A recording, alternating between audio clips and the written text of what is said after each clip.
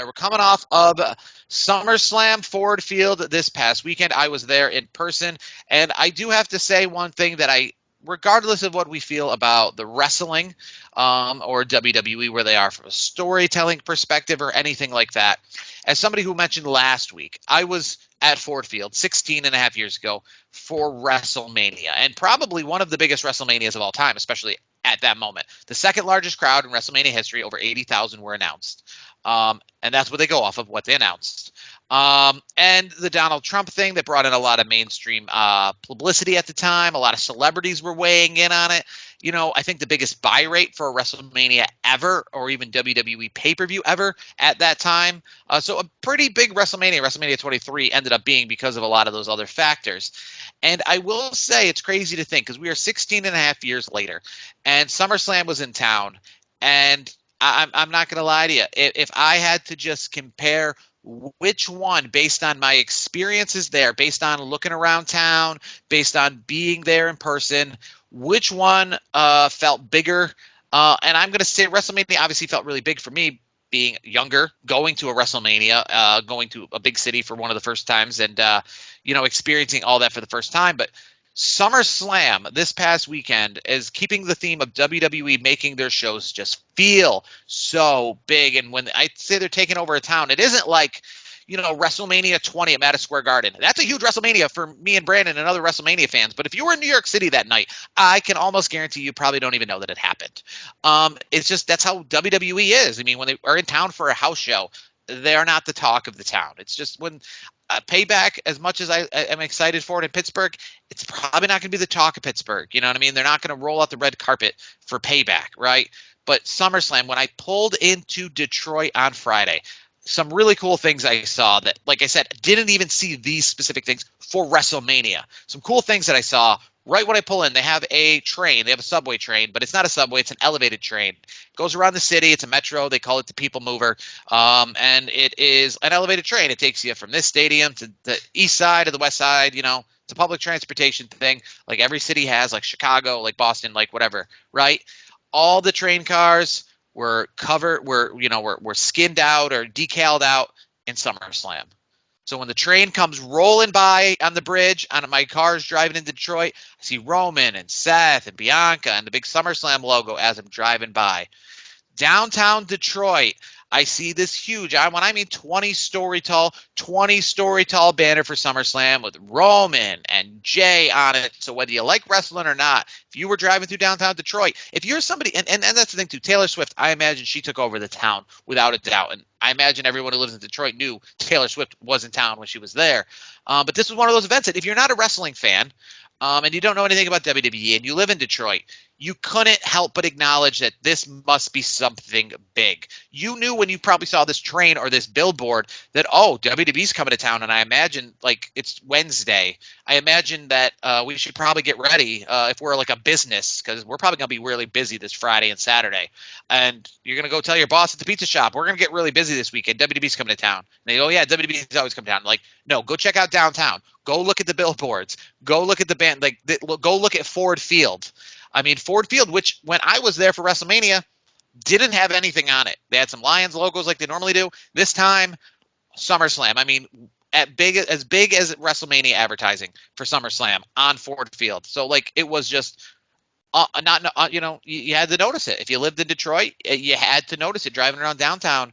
The massive amount of, like I said, this isn't just some light post things. 30-story tall billboards on the side of buildings. The public transportation draped out in SummerSlam. So those things are really cool. Obviously, the store they had downtown as well with all the cool merchandise and stuff like that. I got a pretty sweet looking hat. But yeah, that's why you go, and that to me is what actually drives me to go to these shows more than the seat and the location of the seat and what my view is of the show.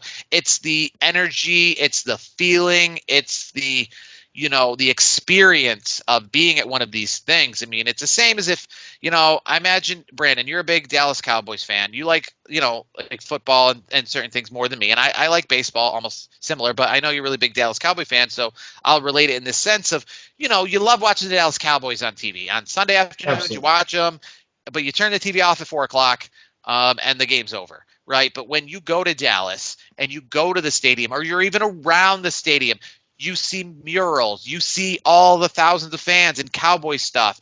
You hear it on the radio. You see the buses change their things to say "Let's go Cowboys" or whatever. It's that experience of being just draped in it from like the moment you arrive. Let's say your plane arrives to the moment your plane leaves. It's just that experience. So the moment we arrived on Friday, it was SummerSlam.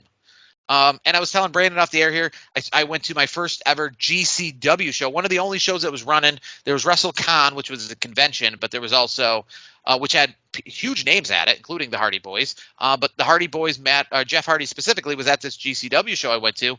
And it's everything is advertised. If you get a chance, go see GCW, especially if it's around a WWE weekend, because it's a complete juxtaposition of what you're going to see with WWE. So skip going to see a SmackDown, or something like that. Go see some guys hit each other with light tubes and do flips off of balconies before you go watch the WWE product. But moving on to the show itself, Saturday night, SummerSlam, huge crowd. And frankly, kind of talking a little bit, what we were just talking about WrestleMania.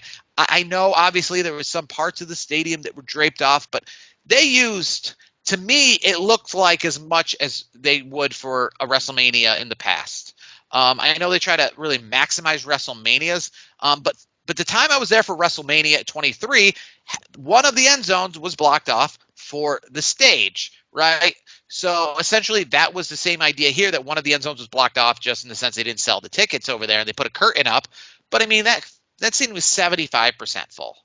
And they announced 59,000. I don't know how true that is. But either way, I mean, 59,000 is just shy of 60,000, and still a good crowd. 60,000. If I said to somebody who doesn't watch wrestling that I went to SoFi Stadium and it drew 60,000, they wouldn't bat an eye and say, "Does that stadium hold 80?" That's enough. 60,000. There's like that number that is the stadium number. 60,000 isn't like a half a stadium number. That's a full stadium number. If I said I went to a basketball game and it had 60,000 people, you would picture a stadium with no curtains, with nothing blocked. You would like imagine the whole place full. Here's the thing, though. I noticed it because you know how social media is. There's a lot of the social media, like in the wrestling community as a whole. It can be a cesspool at times. It's almost like a measuring contest between WWE fans and AEW fans, and then there's guys and gals like us who just love wrestling in general. So I'm sitting there, I see. I'm not even going to give the person credit because they're not getting any of that on our show. But there was an individual that I saw who like writes for one of those those quote unquote newsworthy wrestling sites, and he was bashing the fact that WWE only got like 60,000. AEW is going to have so much more at Wembley Stadium, and it's like who cares? Like WWE does that multiple times. Like AEW hasn't done it as many times as WWE, even in a calendar year. So like for me as a wrestling fan, it's like, all right, like just shut up and enjoy the show. And I know we're going to break it down a little bit, but as a whole, I enjoyed the show. I thought it was a great show. I did not watch it live. I had another commitment, but I watched it the next morning, and it was one of those shows where I didn't fast forward through stuff. Okay. Well, the only thing I fast forward through was how they always do like the setup of the match. Like they go through the storyline of, hey, this is where we were and this is how we got here. I fast forward through that, but I didn't see any matches. I will say that if you did that for one match, we'll get into that in a minute, you really missed out. We'll talk about that in a little bit. We'll start with the first match. Logan Paul, Ricochet. I thought that was a great match because you got to show off each other's talent, but at the same time, that kind of dusty finish with the brass knuckles from one of Logan Paul's YouTube buddies kind of sets it up where Logan Paul gets the win. He gets the win, but Ricochet doesn't look bad. And you could probably obviously do some stuff in the future between the two of them now as well. Let's be honest. Logan Paul's off to doing another boxing match too. They just announced the new boxing match. So it's like, Jake Paul, his brother, had a good weekend. He beat Diaz in a fight, which that was interesting. But Logan Paul, they just announced, I don't know his opponent off the top of my head, but Logan Paul, shortly after SummerSlam, I think it was maybe within 24 to 48 hours, their announcement was made that he was going to fight somebody else. So it's like the Paul brothers are always busy. They're always doing something. I wonder. You mentioned that kind of that shoddy finish, as I like to call it, because it was he got the brass knucks. It reminded me a lot of of what William Regal used to do with those brass knucks back in the day. He used that super fist that he has, that super punch, and knocked Ricochet, knocked him out and got the 1-2-3. So again, I agree with you. Ricochet did not look bad in that match. One aspect of the match that I did like was I liked the fact that they incorporated Ricochet's real life fiance, which is the ring announcer Samantha Irvin. She was, they shot, they panned to her a few times. She played it well. She was involved, she did a good job, her expressions and all that stuff. And it was funny because like Logan Paul was asking her to announce him as the winner a second time. And she's like, yeah, we ain't doing that. So it was like, that was cool. Like I thought that whole thing, Logan Paul played to the crowd. Obviously the announcers played to the crowd. That was funny. Like I think Corey Graves, you know how Corey Graves is. He's always spinning stuff. So he's like, oh yeah, looks like maybe Logan might be taking Samantha with him tonight too. So it was like just the whole presentation of that match, and it was an 18-minute match. So it wasn't a short match. So it was a quality match, some good spots, everything looked pretty good. I mean, and again, Ricochet, nothing lost, nothing gained there. The only thing I would say that he gained was I feel like he got enough of that Logan Paul rub where I think he's going to take a little bit of a step forward, which we'll talk about what happened the Monday night after this past Monday. He was in a fatal 4-way match, and obviously we'll talk about that in a little bit. But I still think Ricochet's stock is on the rise, and it's not a bad thing to get that Logan Paul rub, considering how big of a star he is today. I will say one thing with Logan Paul, obviously, if you didn't catch it, if you didn't know already, but I still, it's amazing to me. Back, I think, in the 90s or before the 90s, if you were rich, the thing that you would kind of show off to all your people to really exemplify your wealth and your status is, I was in New York this morning and I was in Chicago for dinner, or something like that, to show off that. And it's just insane to me because I'm watching Logan Paul. I'm in this blue plastic seat at Ford Field. I'm watching Logan Paul. I get up from the blue plastic seat when the show comes to an end. I walk over to where my car is parked next door at the Hollywood Casino. We go in the Hollywood Casino to kind of let some of the traffic thin out. And there's Logan Paul on my TV in Dallas, Texas, watching a fight from ringside that's already in like the 4th round when we get over there. So it's just crazy to me. I mean, the whole thing of being in New York and LA on the same day is passe. Now it's being in New York and LA in the same evening. That's the new cool, as we saw Logan Paul open up SummerSlam. And then before I'm still holding my souvenir in my hand from SummerSlam. I just walk out of the show 5 minutes later. And in the time, I never even got up to use the bathroom. He changed time zones. So, well, dude, here's the other thing too with him. And it made sense they started the show with him because Logan Paul has obviously enough stroke where he's like, hey, I want to do SummerSlam, but you have to put me on early because I do want to see my brother fight. So I guarantee that was the plan all along. Like he was like, I need to be the first or second match on, and then I got to get on a jet and get out of here and go catch my brother. My brother's fight. I mean, good for him. A little bit later on in this, we will talk about somebody who dealt with the same thing, but doesn't have the pull that Logan Paul does, and I'll explain in a little bit when it comes to flights and Detroit and SummerSlam. Moving on to match number 2, and this is the one I was telling you about that if you didn't watch the thing, and I know they debuted it on Monday Night Raw actually last week, but they played it right before the match. I have to say kudos to WWE. It's been a long time. I want to say almost 10 years since they have done a cinematic vignette for a match. They've done some cool things with some rock music. They get you amped up, and obviously, we're used to a lot of them using some theme songs for the pay-per-views and rock music to build up matches, but it's been a little bit. I want to say, I know they did, Rock and Cena 2, for example, was done kind of cinematically in the sense of using more soft music, not rock music, soft music. So using some softer alternative, more emotional music to build a story. And if you haven't already, and if you skipped over it, go back and watch the video package for Cody and Brock. They used the song Daylight by David Kushner, who's a brand new artist. He's kind of new this year. But it is it's like you're watching Saving Private Ryan. Like that's WWE, and that's how great WWE is, because at 1 minute they're cartoon, and at 1 minute they're like monster trucks, and then they can turn it around and make you feel like you're watching, a Martin Scorsese movie. And that's what this promo did with the music, timed perfectly. Like, it was great, and frankly, the match itself was great. And I think obviously the highlight of it, trying to gloss over, it was a good match. There's really not much to talk about. You saw it, it was good.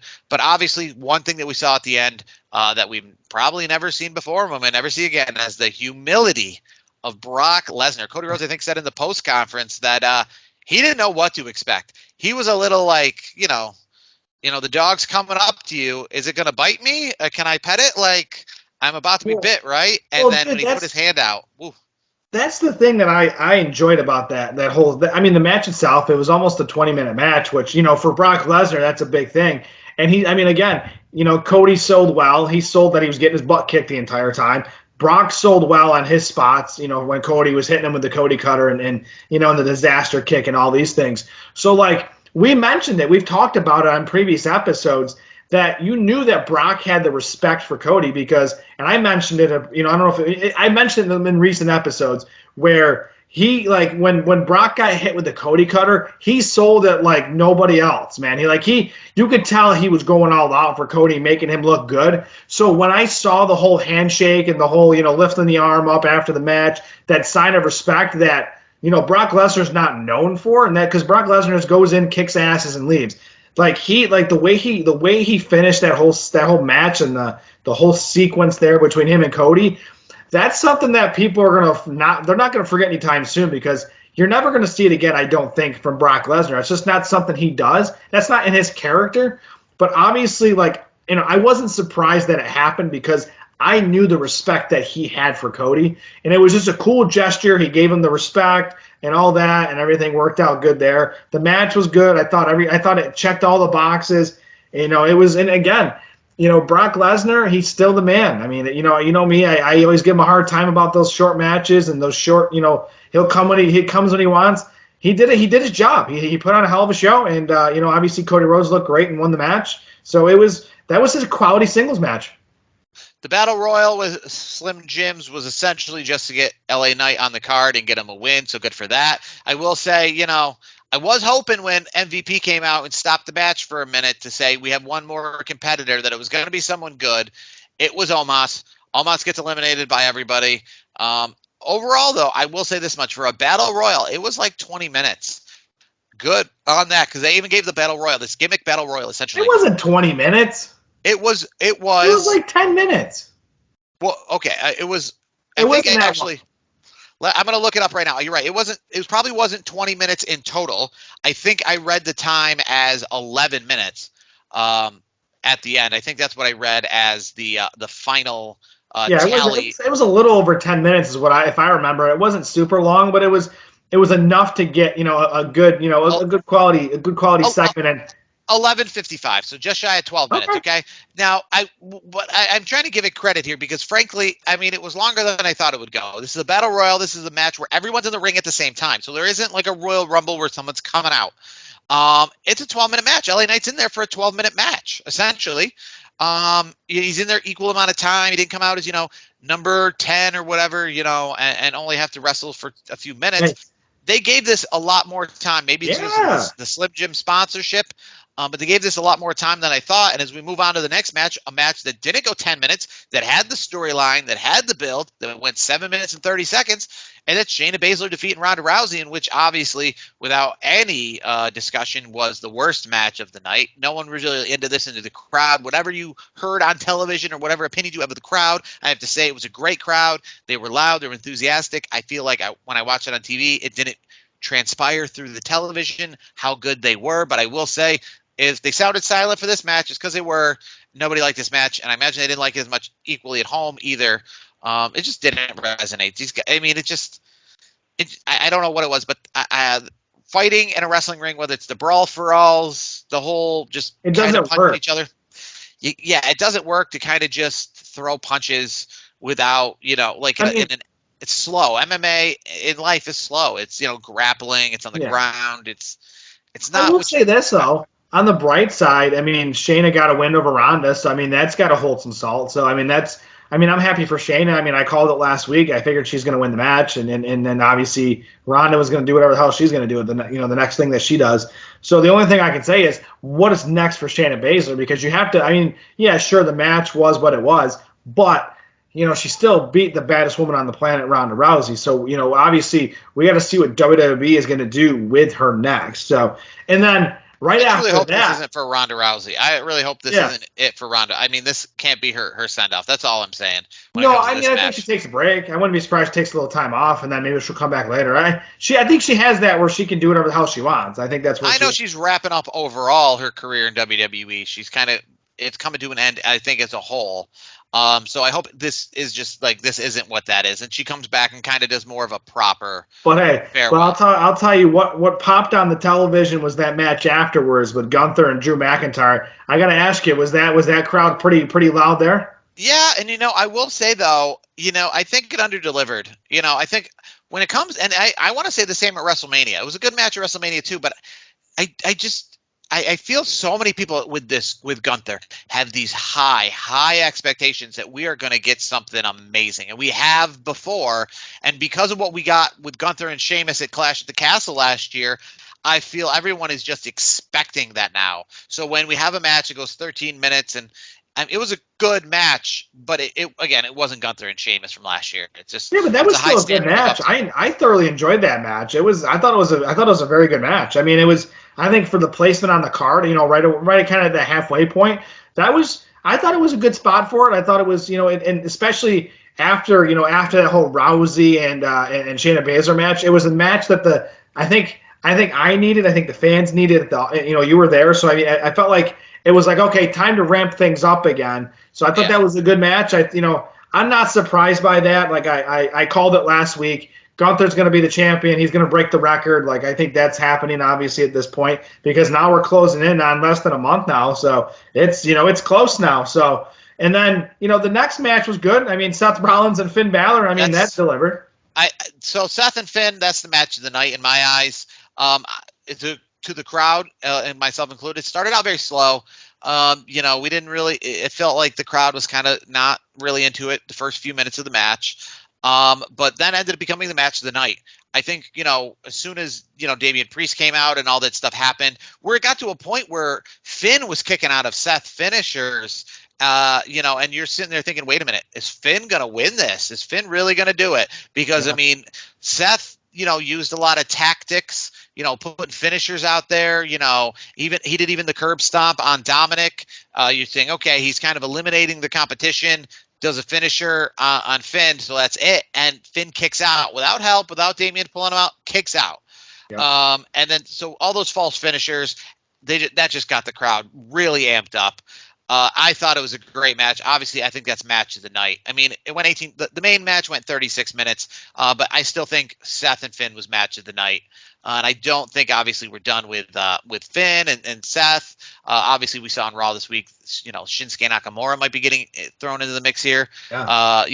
That's entertaining, but that was definitely the match of the night. And you thought that the women probably couldn't follow this up. Like, that's a death spot. After that world title match, the women's match, thinking that's a death spot.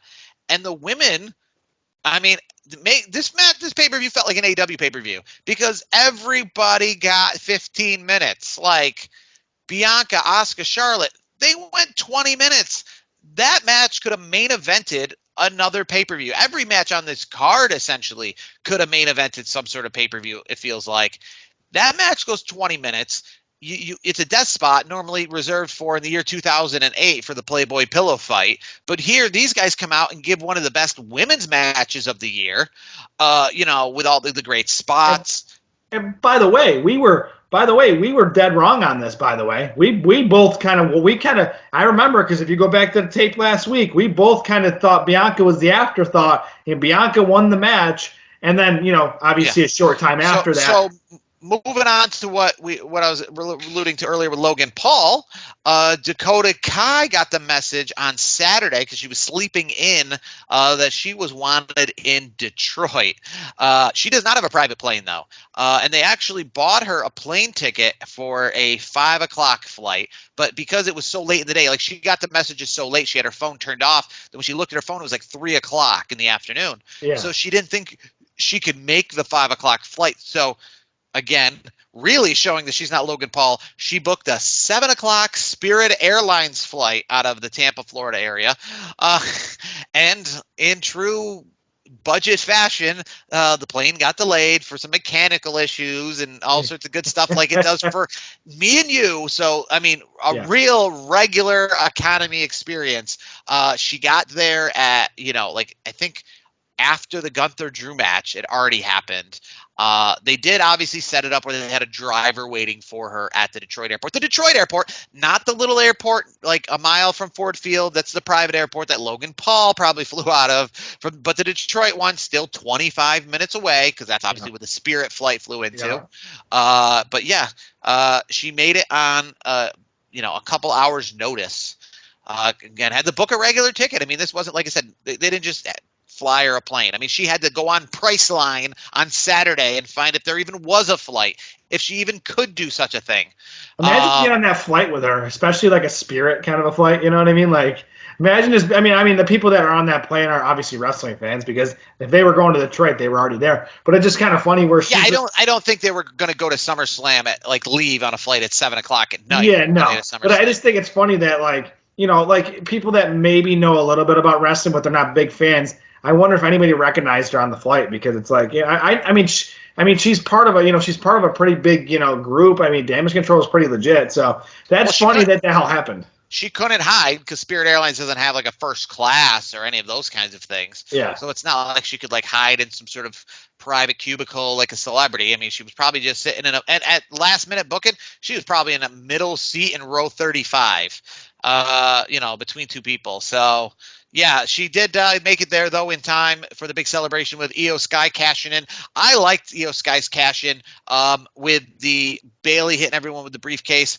But this kind of and I didn't mention it actually with Cody and Brock because I said there was 3 things on this pay-per-view that leaves fans wondering essentially, quote unquote, about the rules that WWE puts out there. The Cody Brock thing has been talked about all week in the sense of the stairs and no disqualification being called with the use of the stairs in that match. In this one, and I've seen many cash-ins before, the way that it works is everybody's got to, even if you've been defeated and even if you've been beaten down, like when I saw John Cena get cashed in by Edge at the first ever New Year's Revolution or the first ever cash in of Money in the Bank, the referee has to get everybody on their feet in their corners before he calls for the bell. He had to get John Cena, as defeated as he was, up on his feet, like a standing count, so that they can officially, quote unquote, start the match. Here's what WWE would say to that. They're going to say, we leave it at the referee's discretion. Well, then the referee's an idiot because Bianca is lying on the ground. Io Sky literally says she's going to cash it in while standing on top of the turnbuckle, not even with her feet on the mat, hands over the briefcase, like from the top turnbuckle down to, the ring announcer, and then does the backflip 1, 2, 3. Never even got some space between them. Never even made Asuka stand or Io Sky stand over in the corner while they called for the bell. Literally had her in finisher position. Well, here's my problem with that. To me, this is wrestling fans as a whole. Wrestling fans are sometimes can be some the ficklest group of people on the freaking planet. Just enjoy the damn moment. We gotta have both feet on the mat. To me, I don't care. I don't care about the technical part of it at that point. If it's a moment, it's a moment. Let it go. Yeah, okay. Well, we're going to talk more I'm things just saying. we can't let go. As we move on to the main event, Roman Reigns' longest match in his title reign. It did not feel that way. I mean, I don't know if they counted from when the bell rang. There was a lot of posturing, so maybe that killed 5 or 6 minutes of this match before they got going. It didn't feel like 36 minutes of nonstop action. I'll just say that much. But his longest match in his title reign, 36 minutes and 5 seconds. Tribal Combat, where essentially it was announced nobody can interfere. Clearly, the match was full of interferences. Forget the Jimmy Uso interference. Just look at the Solo interference. So why even make that a stipulation that no one can interfere if people are going to just interfere. So here's my thing though. I liked the finish. Like a lot of people, I know some people The didn't finish like. is fine. I guess the solo and the crowd thing made it seem like, wait a minute, hold on. This just seems like every other thing that we've ever seen before in this kind of storyline. It doesn't seem unique. Solo's getting involved again. What was the point of even bringing that up then? Like the Jimmy thing, you can kind of say no one interfered because that was more of a secretive interference. That was more of a like, I didn't see that happen, okay? But the Solo interference is like in the middle of the match, like So the wait, referee's standing did you right not there. see it coming? Did you not see Jimmy Uso interfering? I didn't see it coming. I was very shocked. I didn't. I mean, when I saw the person out there, I knew it was Jimmy, obviously. Yeah, yeah, Before he revealed himself, but yeah. no, I didn't necessarily see that coming. Good And swerve. Good swerve. and I will say, I'm very, and once that happened, um, it was good on WWE because again, I was wondering myself, how are they going to have Roman beat Jay, right? Because we knew that was happening. How are they going to do it? What's going to be unique? Are they just going to use Solo again? We've seen that a million times over and over. It's a pay-per-view. We can't just give it a raw finish. And the Jimmy thing creates another element, which I think that helps Roman because we always wonder what's next for Roman. Well, now this gives Roman a chance to step back while Jimmy and Jay, like the next time Roman defends that belt, I'm probably saying it's Saudi Arabia, late October. I'm Yeah. imagining his next two title defenses are Saudi Arabia and then the Royal Rumble. So he's going to go into WrestleMania, maybe defending it two more times. Yeah, no, Like I agree. I agree. so, and this kind of opens up that because now our attention moves over to Jimmy and Jay and moves off of Roman. And as Paul Heyman said in the press conference, we're like only in the the bottom of the third inning in this storyline. I'm How interested. cool is that though? How cool is that? Like from Paul Heyman's perspective, when he says we're in the bottom of the third, and for the non-baseball fans, if you're not familiar, there's 9 innings in a baseball game. So when someone says it's bottom of the third, to me that means there's a long way to go. And guess what? WWE, I felt like did this the right way because just for a split second, you see Jay go off and do the splash, and he was ready to get the 1, 2, 3, and then obviously someone pulls him out of the ring, and then it's revealed that it's his twin brother who was recently just put through a table. That whole sequence was crazy. Like to me, I thought the story was great. I think this is the best story in wrestling. I think it's head and shoulders. Nothing else is better in wrestling right now than what the heck they're doing because it is magic. It's money. And I want more of it. And it's like, for me, it's appointment television, especially even if it's, obviously it's a non-Peacock situation where it's, you're on SmackDown. It makes me want to watch SmackDown more often because I'm like, okay, so what's the next step in the story? And now with everything that happened this past week, where obviously the twin brothers are going to be at odds, this is going to be interesting. And the other part of it is, people, obviously wrestling fans get the point where Solo and the Usos are all brothers. We get that. I'm curious to see what's going to happen between the three of them, not just the two, but the three, and see how that happens, and see, what's the next step for these guys. It's, the tribal chief, he's still the champ.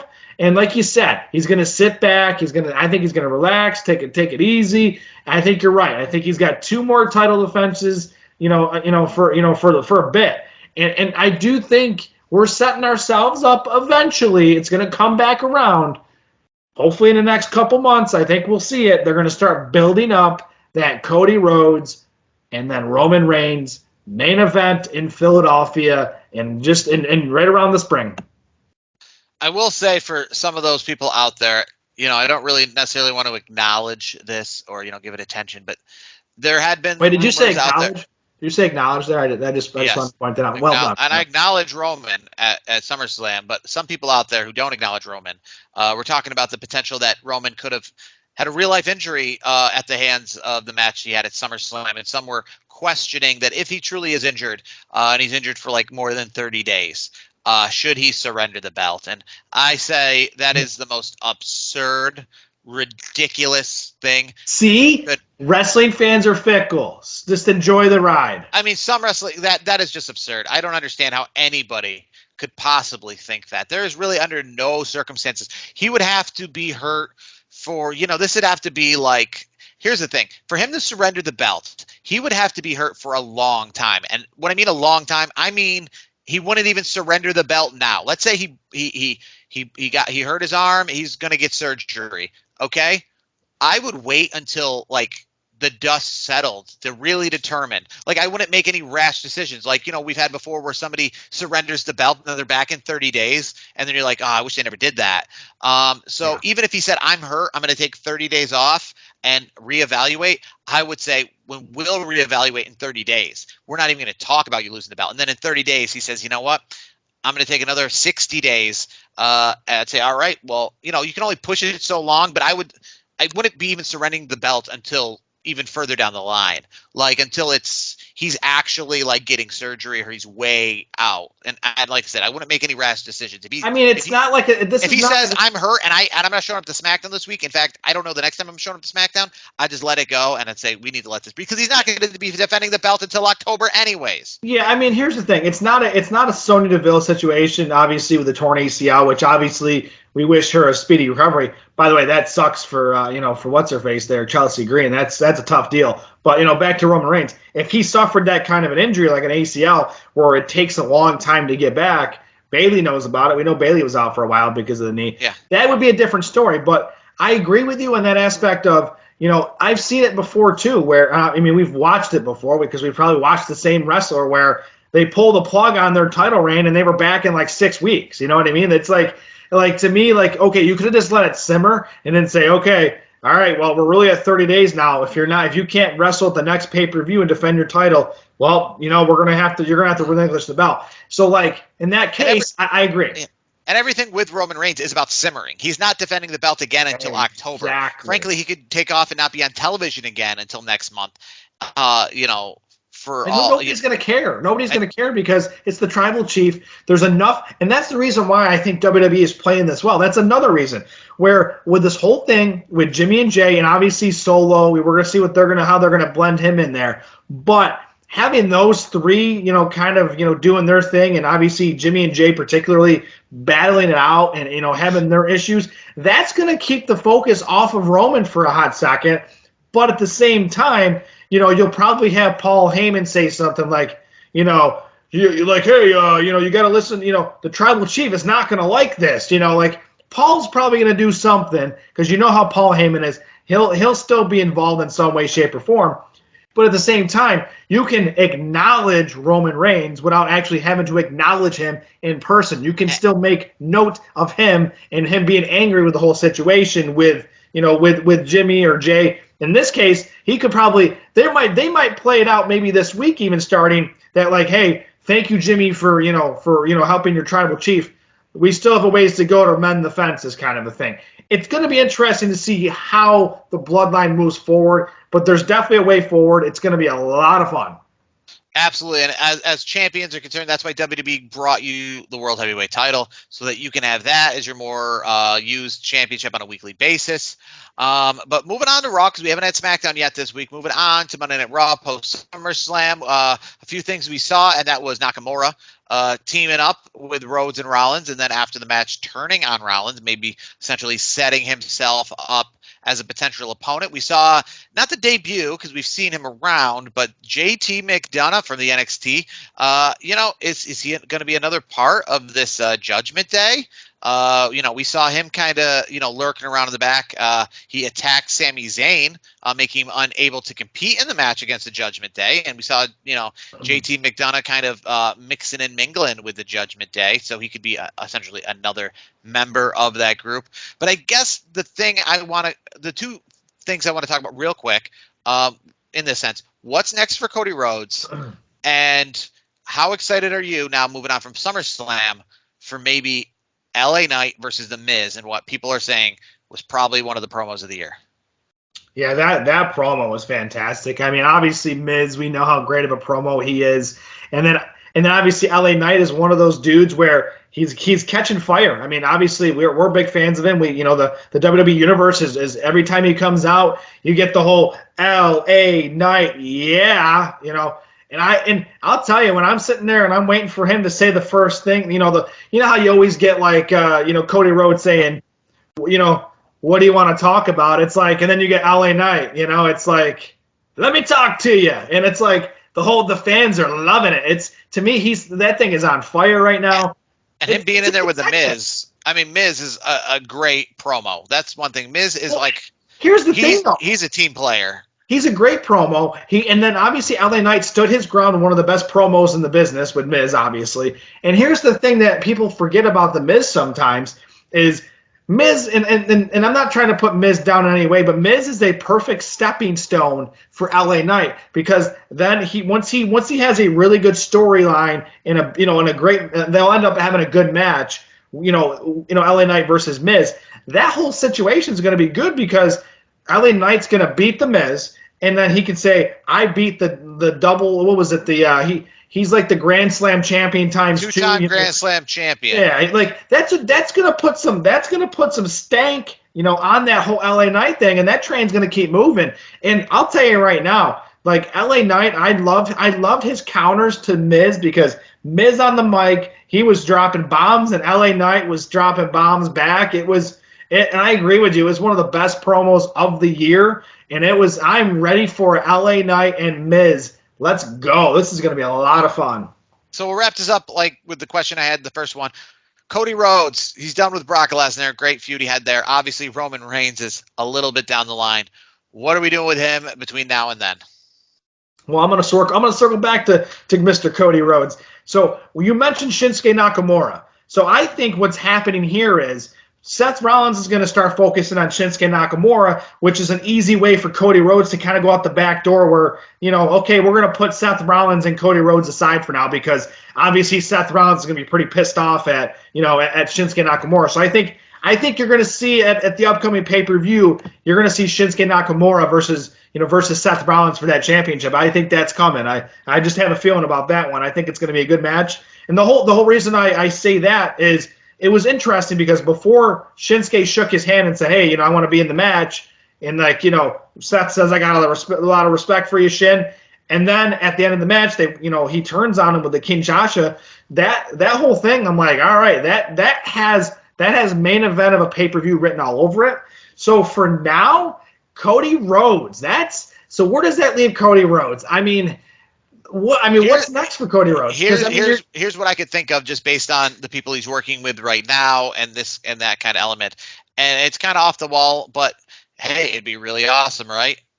What about, because with Cody Rhodes, they've been letting him harken back to the AEW stuff. They let him be himself. They let him talk about, where he's been, all that good stuff.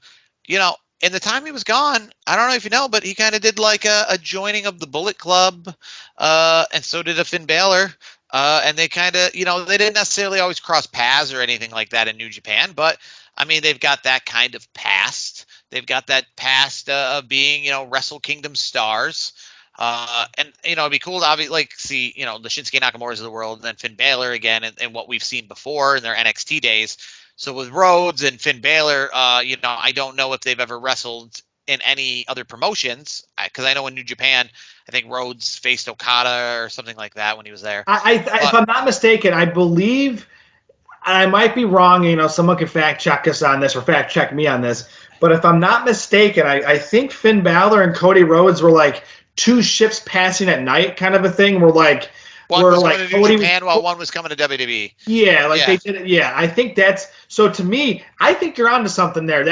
I had to think about it, and you stole my answer, because I'm like, who else could it be, and why couldn't it be Finn Balor? Finn Balor, I do think for now they're going to put that whole Finn Balor and Seth Rollins things to the side, because I think it's going to be Finn. I think it's going to be Shinsuke and Seth Rollins coming up, and then obviously you'll have Damian Priest lurking, obviously, in that part of it.